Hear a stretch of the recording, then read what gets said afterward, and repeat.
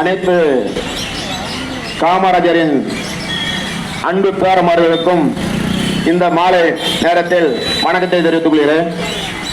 இந்த கண்டன ஆர்ப்பாட்டம் எதுக்குன்னு பார்த்தீங்கன்னா, இந்த முக்தார் முகமது என்ற ஒரு முட்டாப்பை ஒருத்தர் இருக்கான்.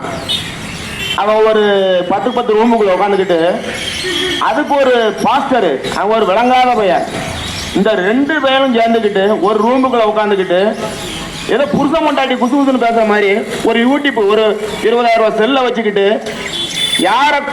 யார் ரூபா கொடுக்காங்க? இப்போ மு.க. ஸ்டாலின் ரூபா கொடுக்காரா? அவருக்கு ஜாதகமா பெருந்தலைவரை குறைச்சி பேசு அப்படின்னு அவர் சொல்லிட்டு அவர் வாய் போட்டு தலைமைச் செயலகத்தில் உள்ள உட்காந்துருக்காரு. இந்த நாடாறு யாரும் பேசுறான், எவனும் கேட்க மாட்டான், நீ வாட்டுக்கு பேசு அப்படின்னு சொல்லிட்டு இருந்துட்டாங்க.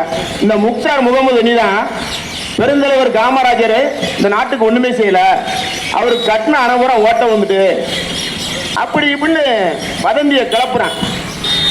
ஒண்ணு காமராஜர் பிள்ளை 22 அணை கட்டிருக்காரு தமிழ்நாட்டில் 9 ஆண்டு ஆட்சியில.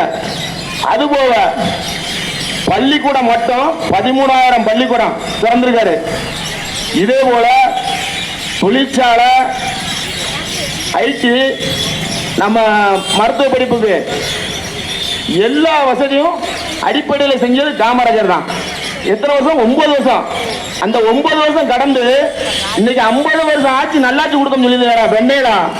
நீங்க ஏதாவது ஒரு பொறுப்படுத்து காட்டுங்க.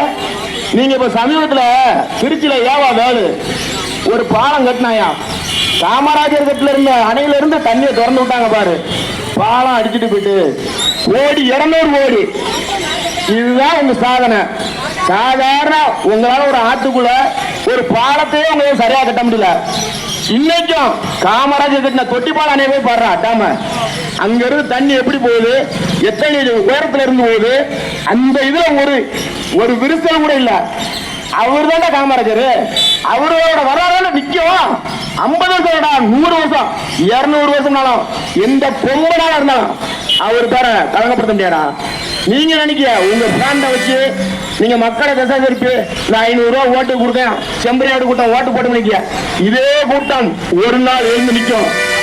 இலங்கையில ராஜபக்சே வீட்டை அடித்து நொறுக்கியது உன்னுடைய வீடு முறையால் நிறுத்தப்படும். பொதுமக்கள் விழித்து எண்ணிக்கும் வேலை மிக விரைவில் வருகிறது. அது எந்த ஒரு மாற்றம் கிடையாது. ஆனா நீங்க எத்தனை போலீஸ் பாதுகாப்பு? அவனுக்கு 2 பேரும் துப்பாக்கி அஞ்சு போலீஸ் பாதுகாப்பு. என்ன ஒண்ணு தேவைக்கு செஞ்சு செயலுக்கா போயிட்டு வந்துட்டான்.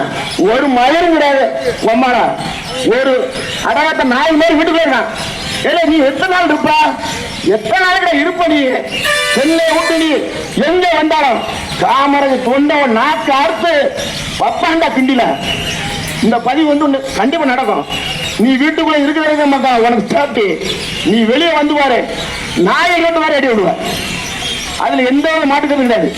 நீ எத்தனை நாளைக்கு உள்ள இருந்துவ? அப்படியே பேசுவாங்க, படுத்துவாங்க. 26 ஆட்சி மாறலாம், காலம் மாறும். நீ எங்க போவ?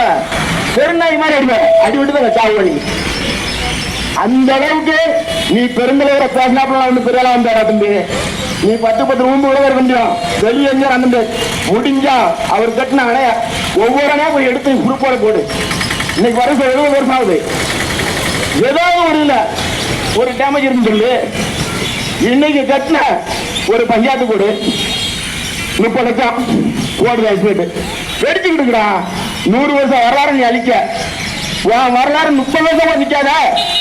எப்படி நிற்கும்? புது பில்டிங் கட்டுத 30 லட்சம் பில் வெட்டுத, அங்க உள்ள பார்த்தா 4 கிழிஞ்சு நிக்கு. இதுதான் அரசியல். எதுவுமே பெருந்தலைவருக்கு ஈடா எந்த பொம்மனாக கொண்டு வர முடியாது. மக்கள் இருக்கு வரைக்கும் காமராஜர் பேர நீ கலங்கப்படுத்த நாய ஒன்னு அடிக்கிறது. எத்தனையோ தொண்டர்கள் இருக்காங்க. நீ வீட்டுக்குள்ள உட்காந்து பேச முடியும், வெளியே எங்கேயும் பேச முடியாது. பாதே உனக்கு இந்த ஆட்சி கொடுக்கும், இன்னொரு ஆட்சி மாட்டினா உன்னை தூக்கி உள்ள வைக்கும். அதுதான் நடக்கும். நீ பேசினாப்புல பெரிய கிடையாது. நல்ல ஒரு ஒப்பனுக்கு பிறந்தா வெளியே வாடா. நீ ஒவ்வொரு மாவட்டமா வாடா, பொது மீட்டிங் போட்டு பேச. உனக்கு எத்தனை ஒரு பாதை கொடுக்கான்னு பார்ப்போம். நீ நல்ல ஆம்பளை, உன் அம்மா ஆத்தா ஒருத்தனுக்கு உனக்கு பெத்தானா நீ மாவட்டம் தோறும் ஒவ்வொரு மீட்டிங்கு பொது வெளியில போடுறா நீ நல்ல ஆம்பளை போடுறா. நீ போட்டுட்டு நீ பேசிட்டு நீ திரும்பிதான் பார்ப்போம். அந்த அளவுக்கு மக்கள் வந்து கொந்தளிச்சு போயிருக்காங்க. இதான் நடைமுறை. நேற்று சென்னையில் எனது தலைவர் எர்ணாவூர் நாராயணன் சார்புல கண்டன ஆர்ப்பாட்டம் நடந்துச்சு. மாவட்ட ஆட்சியர்கிட்ட மனு கொடுத்துருக்காங்க, எல்லாம் செஞ்சுக்காங்க. இன்னைக்கு நம்ம இதில் காமராஜர் இயக்கத்தில் மகாஜன சங்கம் எல்லாம் சேர்ந்து பல அமைப்புகள் சேர்ந்து இன்னைக்கு இந்த ஆர்ப்பாட்டம் செஞ்சு ஏற்பட்டில்லை. இது வெட்டி அடையணும், மனு கொடுக்கணும். நம்மளுடைய ஆர்ப்பாட்டம் சரி, உண்ணாவிரதம் சரி, எதுவுமே துவரக்கூடாது, தொடர்ந்து நடக்கணும். பொதுமக்கள்லாம் ஒத்துழைப்பு கொடுக்கணும்.